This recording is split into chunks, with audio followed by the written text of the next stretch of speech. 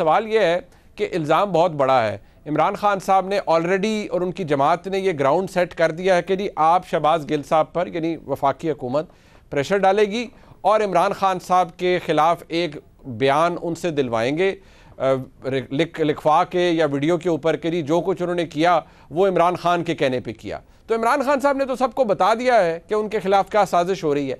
इस असर को कैसे ज़ायल कर पाएंगे आप?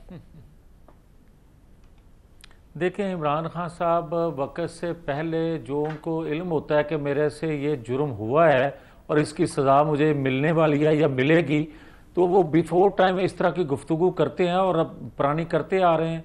मगर मैं एक लम्हा लिए आपसे लेना चाहता हूँ अरशाद भट्टी साहब की खिदमत में अर्ज़ करने के लिए कि उस वक्त मैंने इसलिए नहीं बताया था कि 4-6 के कमरे में मुझे रखा गया और मनीब साहब जून जुलाई का महीना था, 35-40 बल्ब जो हैं हजार वाट के लगाए जाते थे रात को जून जुलाई के महीने में, और मुझे कोर्ट में पेश नहीं किया जाता था कोर्ट के आर्डर के बावजूद, और मेरे साथी मेरे हलके के लोग रोडों पे एहतजाज करते थे, फिर भी मुझे पेश नहीं किया जाता था क्योंकि मेरी हालत पेश करने वाली नहीं होती थी।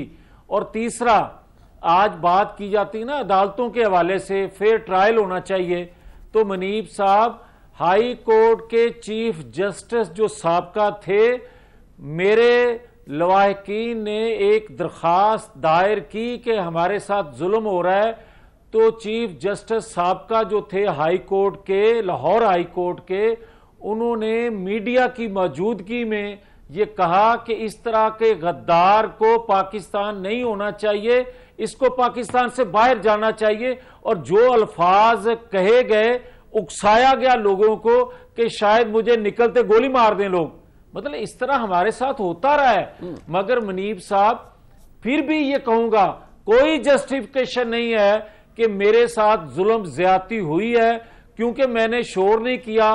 मैंने इसलिए शोर नहीं किया कि मुझे पता था कि मैं जो कह रहा हूं, कहने जा रहा हूं, मुझे ये बताएं कि मैं अगर ये बात करूं कि मुझे कोई धमकियां दे रहा है कि स्मैश कर दूंगा, सफा हस्ती से मिटा दूंगा, तो मैं सिर्फ इतना कह रहा हूं कि भाई इसको कटहरे में लेकर आएंगे, क्या मैं गलत कह रहा हूं?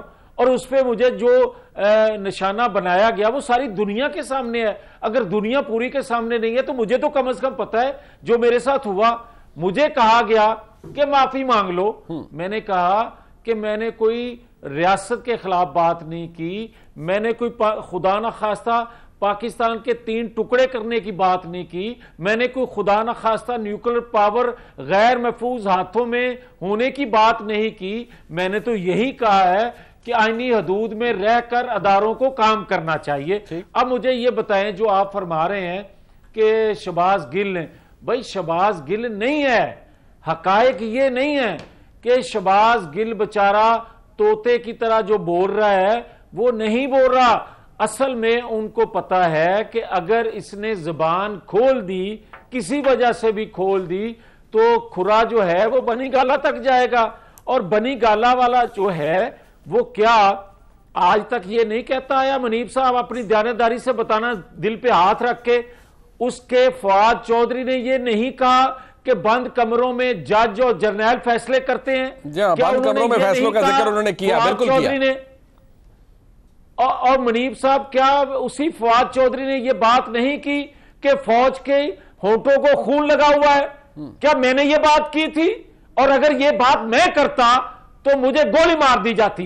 और मैं करता क्यों? मैंने जो बातें की हैं या जो हम बात करते हैं, हम अदारों के मुतल्लिक नहीं बात करते, हम तकलीफें सह लेते हैं। जिस तरह मैंने साबका चीफ जस्टिस की बात की, कोर्ट में उन्होंने ये इस तरह की बातें की, मगर हमने अदारों को बुरा भला नहीं कहा। हां, हमने बात की है, हमने अदारों में बैठे लोगों से जो गलतियां होती हैं उनकी निशानदेही की है, करते रहेंगे, करना हम पे लाजम है। हम अवामी नुमाइंदे हैं और अवामी नुमाइंदों का काम होता है अदारों में अगर बैठे। लेकिन आपने एक चीज आपने कर दी ना सर, एक चीज आपने ऑलरेडी ये कहना शुरू कर दिया है, बल्कि मैं दोबारा कहूंगा कि पूरी वफाकी हुकूमत ये कह रही है कि खुरा निकलेगा जी बनी गाला का, या इमरान खान साहब की तरफ इशारा है। मुझे इरशाद भट्टी साहब, क्योंकि आपने खुद कहा, आपकी भी आपने एक कॉमन सेंसिकल आर्गूमेंट है कि आप कहते हैं कि ये ऐसे नहीं हो सकता कि एकदम उन्हें याद आया और शहबाज गिल साहब ने आकर और अनइंटरप्टेड इतनी गुफ्तगू कर दी और उसके अंदर फिर ये काबिल एतराज़ बातें आ गई। अगर वाकई तफ्तीश का सिरा उधर जाकर निकलता है जी कि नहीं ये कोई प्लानिंग का हिस्सा था, शहबाज गिल साहब एक ठीक है, एक सियासी हकीकत है, इमरान खान साहब के चीफ ऑफ स्टाफ है, लेकिन क्या इरशाद भट्टी साहब किसी जमात का पॉपुलर होना, किसी लीडर का पॉपुलर होना, फिर कोई फैसला रुक सकेगा किसी वजह से कि फलाना लीडर बड़ा पॉपुलर है, फलानी जमात बड़ी पॉपुलर है? क्योंकि आज तो पाकिस्तान तहरीक इंसाफ पूरी ये कह रही है कि ये एक साजिश है कि किसी ना किसी तरह हमारी जमात को ये तासुर दिया जाए कि खुदा न खास्ता हम कोई पाकिस्तान की अफवाज से लड़ रहे हैं। देखिए मुनीब भाई, मामला कोर्ट में है, लेकिन उससे पहले मैं फिर एक मरतबा, जब मुझे बड़ा दुख हो रहा है कि हाई कोर्ट के, लाहौर हाई कोर्ट के साबिक चीफ जस्टिस साहब ने फरमाया कि गद्दार हैं आप और आपको यहाँ नहीं होना चाहिए। अल्लाह के नाम पे पता नहीं ये कब हमारे गद्दारी के और काफर के और ये फैक्ट्रियाँ बंद होंगी। और दूसरी बात ये है कि जो बता रहे हैं बल्ब लगाए जाते थे और जो हालत गैर होती थी, अल्लाह रहम करे। मैं तो सोचता हूँ, और मैं तो गरीबों के बारे में सोचता था कि जो गरीब जेल में हैं, जिनका कोई पुरसाने हाल नहीं, उनके साथ क्या होता है। लेकिन यहाँ तो बस अल्लाह ही रहम करे, अल्लाह फजल करे। और अब इन पे ज़्यादा फ़र्ज़ बनता है इस हुकूमत पे, क्योंकि ये सारे जेलों में जा चुके हैं, कई बार जेलों में जा चुके हैं, कई बार टॉर्चर सह चुके हैं, कि अब आगे ना आए, ये हिस्ट्री दोबारा रिपीट ना करे। हम वोट किस लिए देते हैं? इसलिए थोड़ी देते हैं, जितना भी पॉपुलर वो आइन से बड़ा होता है। आप एक्शन लें, अगर जो साबित होता है उस पर ज़्यादा इखलाकी जिम्मेदारी होती है, उस पर ज़्यादा होता है, वो ज़्यादा रोल मॉडल होता है, वो ज़्यादा लोग उसके पीछे होते हैं। क्या मेरा मतलब है कि मैं और जवेद लतीफ़ साहब, इस वजह से जवेद लतीफ़ साहब जो हैं वो उनको ना पूछा जाए कि उनके पीछे 1.5 लाख वोट हैं। सही। जवेद लतीफ़ साहब और नवाज शरीफ साहब को इस वजह से ना पूछा जाए कि उनके पीछे 1.5 करोड़, इनके पीछे 1.5 लाख वोट हैं। इमरान खान साहब को इसलिए ना पूछा जाए कि वो सबसे पॉपुलर सियासतदान है। नहीं भाई नहीं, ये साबित करना पड़ेगा और ये रेड लाइन खींचना पड़ेगी। जैसे आप चाहते हैं कि आपकी रेड लाइन में कोई अदलिया ना आए, आर्मी ना आए, वैसे आपके भी फर्ज बनता है कि आप उनकी रेड लाइन में ना जाएं। बिल्कुल ठीक है।